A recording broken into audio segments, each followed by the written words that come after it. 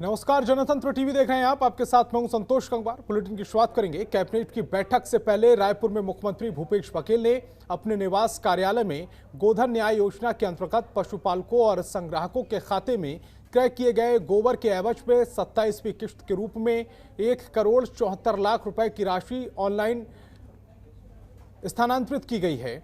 इस राशि को मिलाकर पशुपालकों और संग्राहकों को गोबर खरीदी की अब तक 100,82,00,000 रुपए की राशि का भुगतान किया जा चुका है। मुख्यमंत्री ने इस मौके पर स्वयं सहायता समूह को लाभांश के रूप में 1,41,00,000 रुपए, गौठान समितियों को 2,18,00,000 रुपए की राशि का भुगतान किया है। वहीं स्वयं सहायता समूह को अब तक लाभांश की राशि के रूप में कुल 21,42,00,000 रुपए, गौठान समिति की 32,94,00,000 रुपए की राशि का भुगतान किया जा चुका है। स्वयं सहायता समूहों और गौठानों समितियों को अब तक कुल 54,36,00,000 रुपए की राशि का भुगतान किया जा चुका है। मुख्यमंत्री ने गोबर खरीदी के एवज में पशुपालकों और संग्राहकों, स्वयं सहायता समूहों को लाभांश की राशि तथा गौठान समितियों को कुल 5,33,00,000 रुपए की राशि का भुगतान किया है।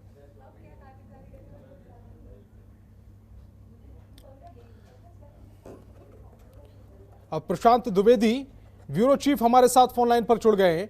प्रशांत जी, 27वीं किश्त गौपालकों के लिए जारी कर दी गई है। इस फैसले को किस तरह से देख रहे हैं आप? देखिए, छत्तीसगढ़ की अर्थव्यवस्था में ग्रामीण क्षेत्र जो है एक अहम भूमिका निभाते हैं। यानी अगर ग्रामीण क्षेत्र में जीडीपी की सेहत सुधरा हुआ है तो उससे राज्य का सेहत भी अच्छा माना जाता है। और खासकर जब अभी कोरोना काल में लगातार जो है हालात छत्तीसगढ़ के बदतर हो रहे थे, रोजगार का बदन लोगों से छीन रहा, तो ऐसे में मुख्यमंत्री ये योजना जो है वहाँ के लिए जीवन का काम करेगा, ताकि राज्य के लिए आर्थिक विकास दर में भी अपनी एक अहम भागीदारी निभाएगी। तो इसी तरह गोठान योजना भूपेश बघेल की एक तरह से कहें मातृ योजना है और ग्रामीण परिवेश में इसका अच्छा खासा लाभ भी देखने के लिए मिलेगा। और छत्तीसगढ़ एक देश का पहला ऐसा राज्य है जो गोबर खरीदने वाला राज्य बन गया है। और इस गोबर की भी कई फायदे होती है, वर्मी कंपोस्ट बनता है, इससे आने वाले टाइम में इससे बिजली उत्पादन भी बढ़ाया जाएगा। तो इसकी गंभीरता को छत्तीसगढ़ सरकार जो अच्छे से समझती है। और जिस तरह से आने वाले दिनों में ये देखा जा रहा था कि गोबर का जो खाद है वो बेकार में फालतू होता था, जिससे कि जो गौपालक है उनको उसका लाभ नहीं मिलता था। कम से कम इस स्कीम, इस योजना से उन तमाम लोगों को आर्थिक निर्भरता के क्षेत्र पे एक महत्वपूर्ण ताकत मिलेगी जो अभी तक ये बेस्ट जाता था। इसके अलावा ग्रामीण क्षेत्र में जैसे तिलगनी है, लौह शिल्पकार है, चर्म शिल्पकार है, राजकरबूट की गतिविधियां हैं, यहाँ ये भी प्रारंभ होगी। तो निश्चित तौर पर आने वाले टाइम में ये एक महत्वपूर्ण योजना होगी। जी, साथ ही साथ प्रशांत जी, ये जो छत्तीसगढ़ है उसकी अर्थव्यवस्था के लिए भी बेहद महत्वपूर्ण कदम है, क्योंकि अगर गौवंश को पालने वाले, जो गौशालाओं को चलाने वाले किसान अगर खुशहाल होंगे तो कहीं ना कहीं जीडीपी भी बढ़ेगी प्रदेश की।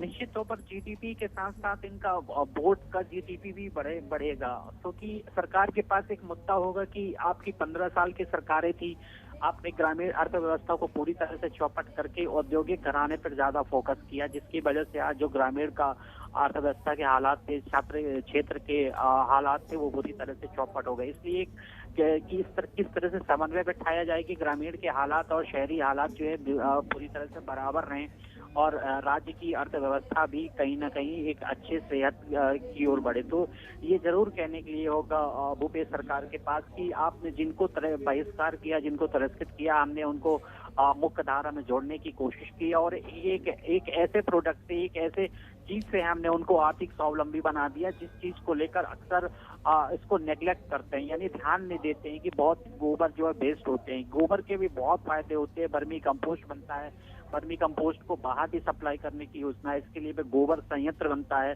तो ये हालांकि अभी थोड़ा सा ये चुनौती के लिए जरूर है, क्योंकि कई जगह से इसमें भ्रष्टाचार की भी शिकायतें आती हैं कि गोबर का खाद कम खरीदा जाता है, लेकिन अधिकारियों द्वारा उसको बढ़ चढ़ कर खरीदा जाता है और जो पैसे होते हैं उसको जेब में डाल लिया जाता है। खैर, ये तो प्रशासनिक कसावट का मसला है। तो एक तरह से बीजेपी सरकार को जरूर ये भूपेश सरकार, कांग्रेस सरकार ये बताने की कोशिश करेगी कि हमने जीडीपी के साथ ग्रामीण क्षेत्र को भी मजबूत किया। और ये भी देखा जा रहा है कि कांग्रेस का जो वोट बैंक होता है, ग्रामीण इलाका ही मजबूत वोट बैंक होता है।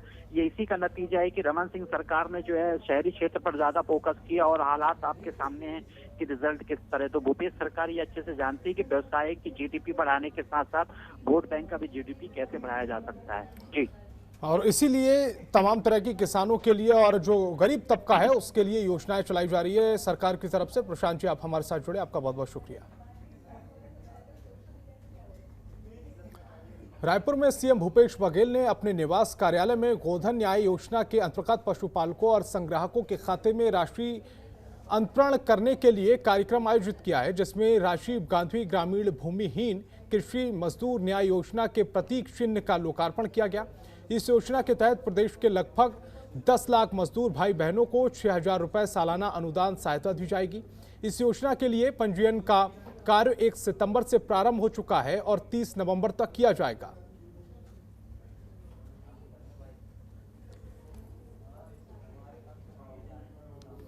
और नक्सल प्रभावित बस्तर अब बदल रहा है। ऐसा हम इसलिए कह रहे हैं क्योंकि नक्सली लाल आतंक का रास्ता छोड़कर मुख्यधारा से जुड़ रहे हैं। आज हम ऐसी ही समर्पित नक्सली के बारे में बताएंगे जिसे अब राष्ट्रपति अवार्ड से नवाजा जाएगा। इसी पर हमारी एक खास रिपोर्ट देखिए।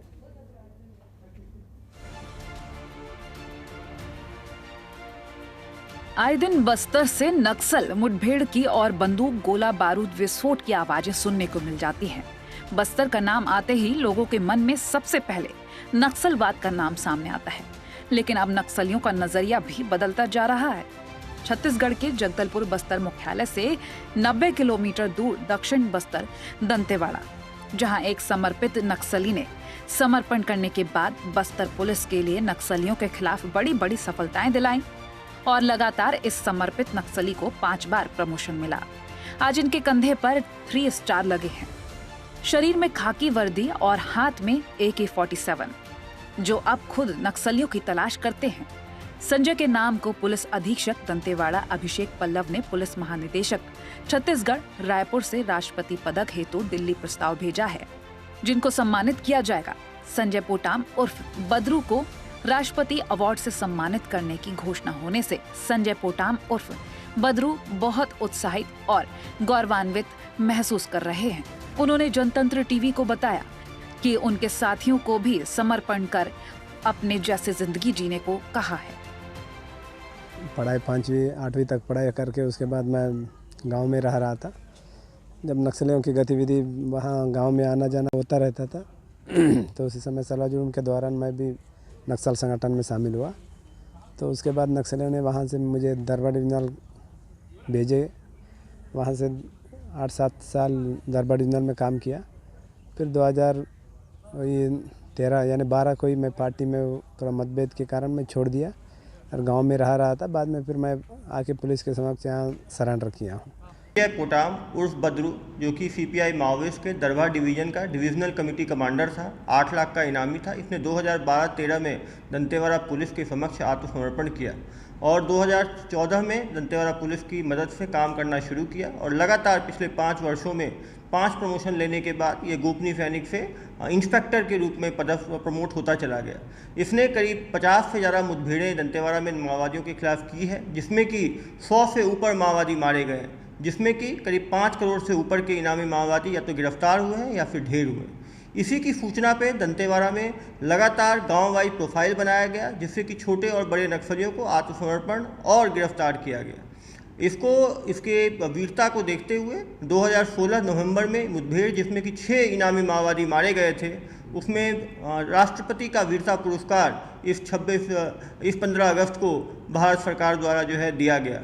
इसके और भी 3-4 प्रपोजल भारत सरकार के पास गए हुए हैं और संजय पोटाम उर्फ बद्रू, जो कि बीजापुर का रहने वाला है, उसने दंतेवाड़ा में नक्सलियों की कमर तोड़ने में और नक्सली अभियान में अभूतपूर्व सफलता में उसका अहम योगदान है।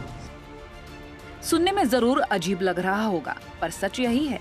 अब वो नक्सली नहीं बल्कि हैं निरीक्षक संजय पोटाम उर्फ बद्रू, जो DRG की पूरी टीम का नेतृत्व करते हैं।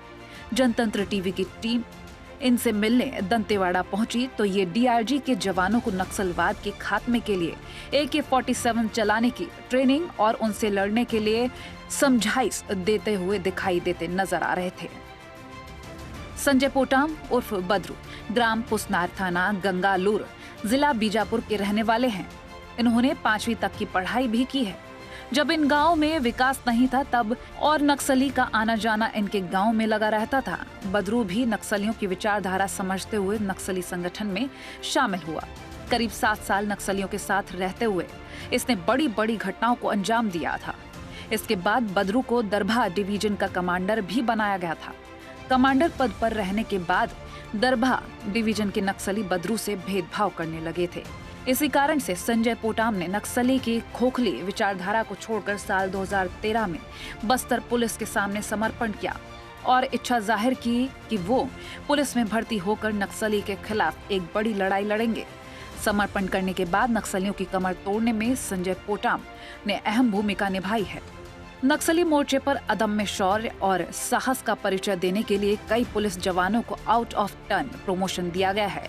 नक्सल प्रभावित जिलों में पुलिसकर्मी विपरीत परिस्थितियों में भी साहस के साथ नक्सलियों से लगातार मुकाबला कर रहे हैं। वहीं लगातार समर्पण से नक्सली कमजोर हुए हैं। क्षेत्र में विकास कार्य तेजी से हो रहा है, जिसको देखकर नक्सलियों के विचारों में परिवर्तन आ रहा है और बस्तर लाल आतंक से मुक्ति की ओर बढ़ रहा है। जनतंत्र टीवी के लिए संवाददाता विजय पचौरी, बस्तर। खबरों के निष्पक्ष विश्लेषण के लिए सब्सक्राइब करें Janatantra TV and press the bell icon. Never miss any update.